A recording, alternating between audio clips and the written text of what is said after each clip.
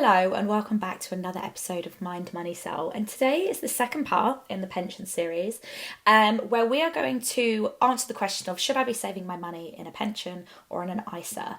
Now, in the last episode we talked about why pensions are important in the first place and what they even are, so I break them down in a bit more detail, and today we're going to talk about the benefits and the downfalls of pension products.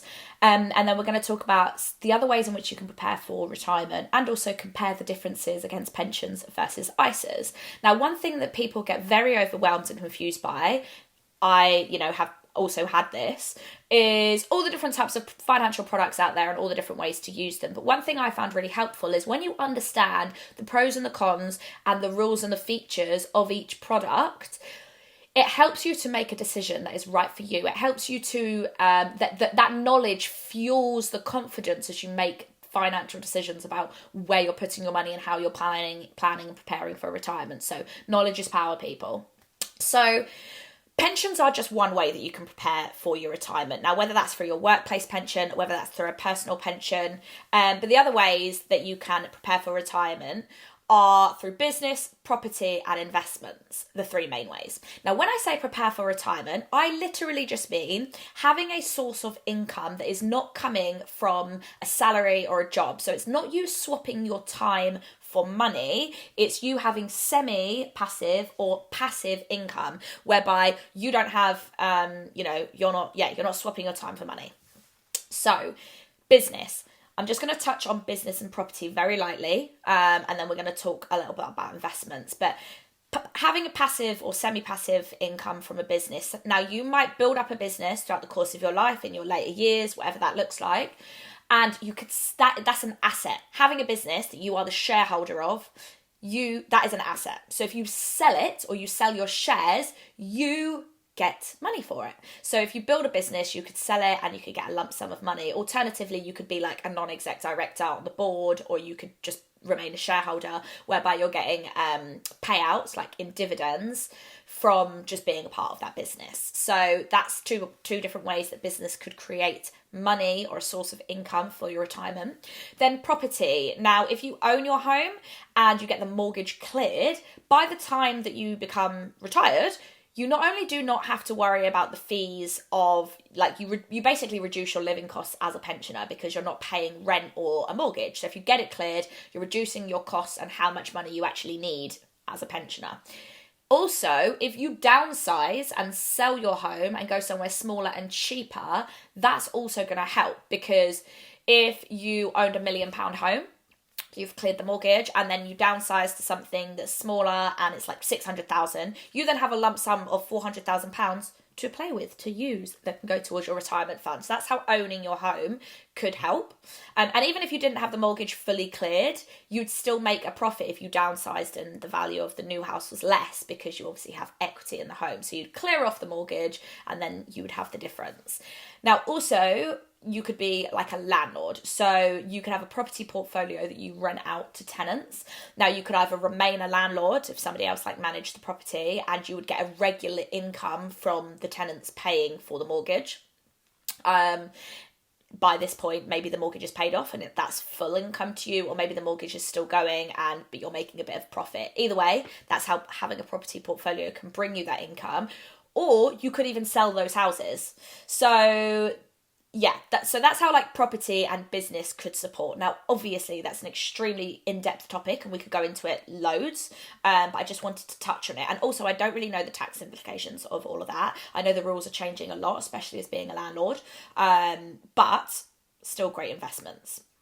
Now, the key thing, however, is our grandparents and parents and great-grandparents, if you live in the UK, are obsessed with property.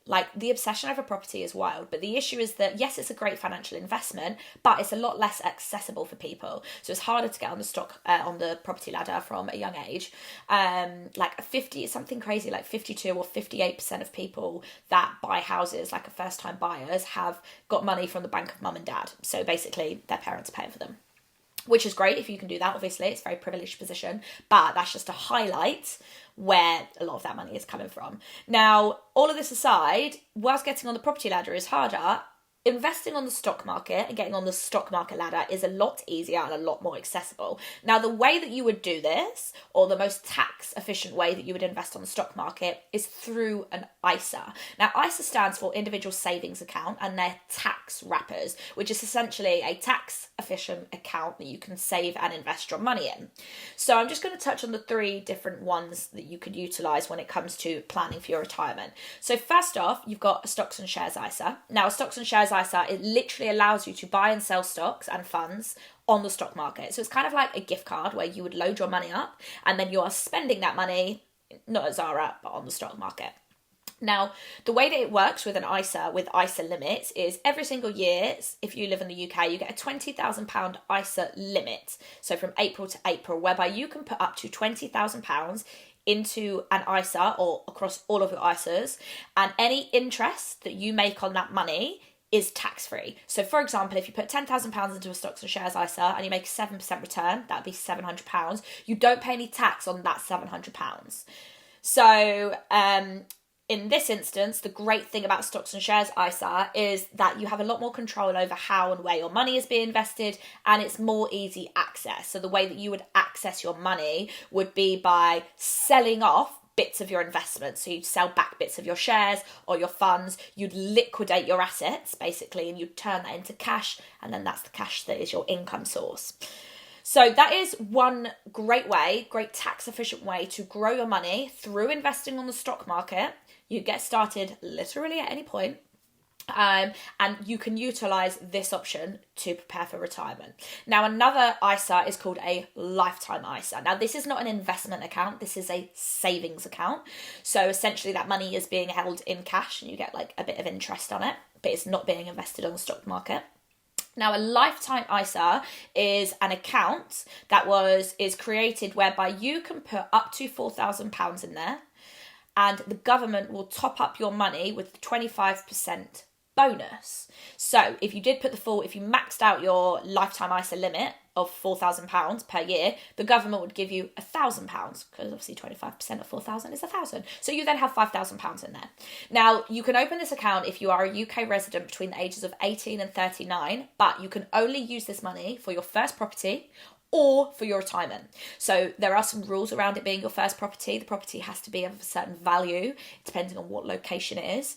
And then for retirement, so obviously you have to be retirement age or pension age to access that money. So a lifetime ISA acts a little bit as a pension in the way of like there's rules around who can have it and when you can access that money. But like I said, that money is not being invested. Then you have something called a lifetime stocks and shares ISA, which is a combination of the 2 products, which basically means the rules still apply, whereby you have to be between the ages of 18 to 39 and the money can still only be used for your first property or for retirement, but your money that is in there can be invested on the stock market. Okay, so let's say you put £4,000 in there, the government tops it out with 25%, which means you have an extra £1,000, which means you've now got £5,000 in there. You can now invest that whole £5,000 onto the stock market. So it's like 2 lots. It's like bonus money that you can then grow, which is super cool. But the key thing to know here with a lifetime ISA and a lifetime stocks and shares ISA is that, like I said, you cannot pull that money out unless it is for your first property or for retirement. If you do try to take it out, because you can get access to it, you get a 25% penalty. Now, you might listen to that and think, oh, well, if I'm getting a 25% bonus, it doesn't matter if I take it out because it's a 25% penalty. However, the penalty is on the whole amount. It's on the entire amount. So the penalty on top of that, not only do you lose the bonus, but you actually lose a little bit of your original amount that you put in. So if you put £4,000 in, you got the £5,000 bonus. If you then decided to take it out, not only would you lose that £1,000 bonus, but you lose a little bit of the £4,000 as well. So that's just something to take into consideration. Now, let's compare these ISAs to pensions. Now, before I just talk about the benefits and the pros and cons, let me just explain a little bit about how you take money from a pension. So let's say you've been paying into a pension your whole life. That money is sat there. When you get to pension age, you can either take your money out as an income, as a lump sum, or as a combination of both. Now, currently, you have to be 55 or over to start taking money from your workplace or your personal pension. And this age is called the normal minimum pension age, so NMPA for short. Apparently it's going to increase, the age is going to increase to 57 in April 2028, and that'll probably continue to go up as well. But the key thing here is if you want to retire before the normal minimum pension age of 55, then you need retirement income from elsewhere because you can't access your pension.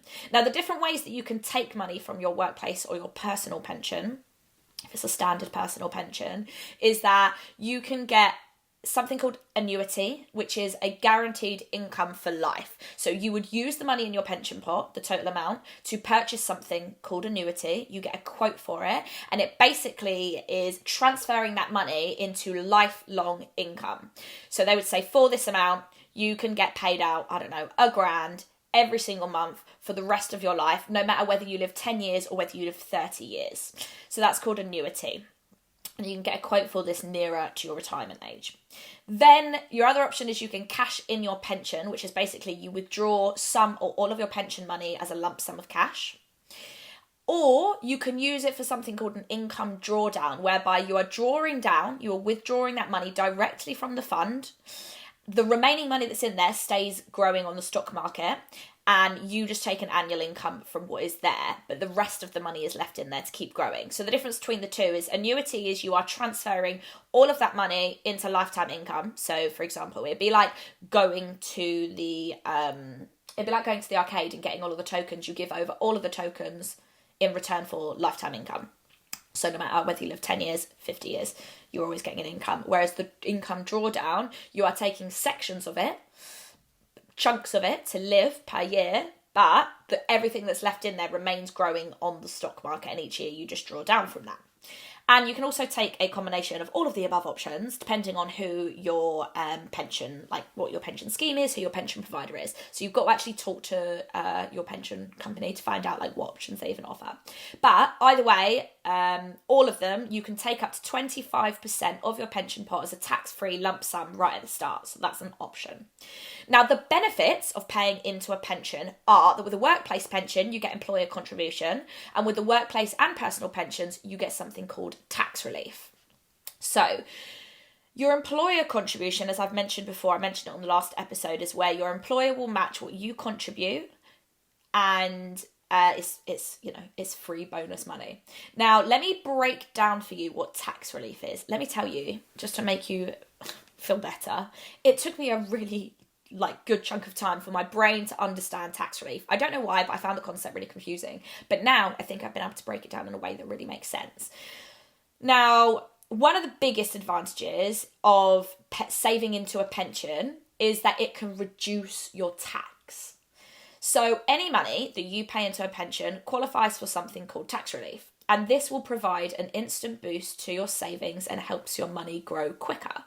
Now, what it means is your pension provider can claim back tax from HMRC, and it adds that amount to each contribution you make. So if you are a basic rate taxpayer, you get 20% tax relief. So for every pound that you pay into your pension, it actually becomes £1.25. So it's like a 20% bonus, basically. No, ignore that. So if you are a basic rate taxpayer, you will get 20% tax relief. So for every pound that you pay into a pension, it becomes £1.25. Now, it's kind of like, so the way it works is it's like getting a 25% increase or bonus to every contribution you make. Now, if you are a higher rate taxpayer, you get 40% tax relief, which means for every pound that you pay in, that pound basically becomes £1.66.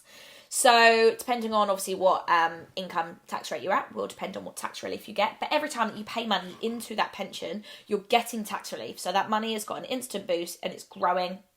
And the more you pay in and the more your employer pays in a workplace, obviously not on a personal, the more you actually receive back from the government. So that's always nice. So that's probably one of the biggest benefits of having a pension.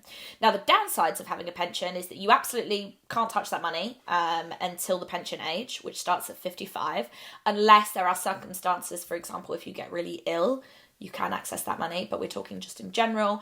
With a workplace pension and a standard pension, you also have little say over where that money is being invested because your employer is choosing the pension provider. The pension provider is the one who creates and provides the funds, and your money is just being invested for you. Now, the key thing to know here is that you can have a combination of both pensions and ISAs. It doesn't have to be one or the other. So let's answer the question of, should I invest my money into a pension or into the stock market through an ISA? Now, if you are currently an employee, workplace pensions are an amazing opportunity for maximising your money, because when you pay in, your employer pays in, and you get tax relief. So it's kind of like, I saw this quote once that said, it's kind of like a meal deal. Like, you buy the sandwich and then the employer puts the drink in, and the tax relief is like the snack. Like, who doesn't want more bang for their buck? Bang for their buck. So essentially, if you are an employee and you have a workplace pension, pensions are really great to pay into if you can look to max out the contribution to have the maximum what your employer matches, because of all the bonus money that you get, basically. Now, if you're self-employed and you have a personal pension, the benefit is that even though you don't get your employer contribution, you do get tax relief. So it's still a bonus to your money. Now, if you are a director of your own limited company, so not self-employed, but a director of your own limited company, you can have a personal pension, and you can make contributions from your company into essentially a director's pension. So it's a tax efficient way to save for retirement, because you get tax relief, and this also reduces your corporation tax. So it's a double whammy. Now, the benefit of having your money invested in the stock market, in a stocks and shares ISA instead of a pension, is that you have more control over what you're investing into. You could pick different stocks, you could pick your own funds, etc. And you have more control when you get access to that money. So it's not that one is better than the other. They both have their own place. They both have their own reasons. It's just really worth understanding and looking at when you want to retire, how much you want to retire on, and what this actually looks like. Because it may be a benefit for you to pay into both a pension and a separate investing account. Now, obviously, we're also leaving out like property and business, but that's another conversation for another day. But if we are comparing paying into a pension or paying into an ISA, then it's really about when you want to access that money, really. And also about the bonus money that you get through having the pension. Now, what I will say is that, like I said, pensions, stocks and shares ISAs, lifetime stocks and shares ISAs, all of that money is being invested. So obviously, with investments, that your capital is at risk, your investment value can both rise and fall. So it's really important to know that this is not a get-rich-quick thing. It really is for the future. Now, unless you are part of the FIRE movement, financially independent, retire early, and you literally want to retire within the next 10, 15 years, we're talking, way ahead into the future when you're 55 or plus. Obviously, if you're listening to this and you're like in your 40s or your 50s and you're like, Laura, my retirement is not that far away, that's totally okay, because you've probably been paying into a pension for longer than most of us. So the key thing is that I would say is I highly recommend to learn about the stock market, investing, and understanding things like compound interest and how your money grows, because that's also going to help you understand paying into pensions and investing your money for the future. Now, if you get a lifetime ISA and you are only saving money for the future and you're not investing it, whilst it feels like it's safe because it's in cash, and in a lifetime ISA you get the government bonus of 25%, that money is losing its buying power due to inflation. So that's something really important to think about. This is why we invest. We invest to beat inflation and to grow our money over time, to actually make our money work harder for us. Now, what I will say is that with ISAs, you are allowed one type of each ISA. So you could have one stocks and shares ISA, one lifetime ISA, one cash ISA, and you have to stick to the £20,000 limit across all of those ISAs. So if you maxed out your limit and you put £4,000 into a lifetime ISA, that would leave you with £16,000 on your limit to pay into the other types of ISAs. Now remember, this is per tax year as well, so it's April to April, not Jan to December. And your limit on how much you can pay into your pensions is £60,000. So that's the numbers, that's the kind of way it breaks down. And hopefully that helps you understand and compare the different products so that you know that there's not really a right or wrong way. It's just understanding what you want from your retirement and understanding the way that it works. But they're the different options and they are the different products, and it's going to look different for everybody. You could look to pay some into your pension, pay some into a stocks and shares ISA, and be saving up for a house. That you can do a combination. But in the next episode, I'm going to be answering the question of how much should I have for retirement and how much should I be saving every single month. So I'm excited about this one because we are going to go be breaking it down. But I hope you found this episode useful. Please do drop me a DM or slide into my emails if you have any questions or anything you want me to answer. And if you haven't yet already, press follow or subscribe on Spotify or Apple or wherever you listened to your podcasts. Please do that. It would be so helpful. The Spotify Wrapped thing came out this week and I was in the top 10 for 3,000 listeners, and honestly shed a little tear.